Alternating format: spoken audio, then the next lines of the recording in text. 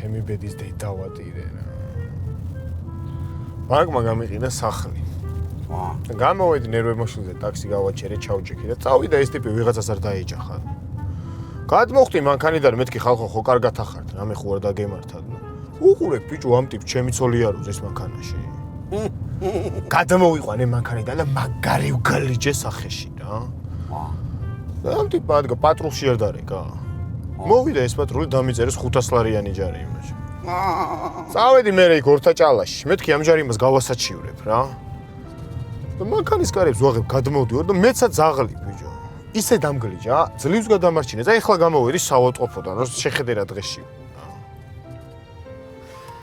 ეგ რა მაგარი რაღაცა მომიყევი, ბიჭო. რა?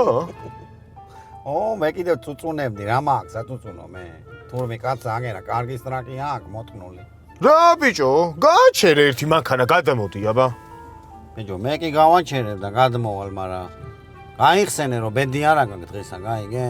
უნდა ვიჩხუბო და ეგ მეორე ხელიც უნდა მოგტეხო და არ ჯობია რომ ეგეთი ამბები მომიყვე კიდე.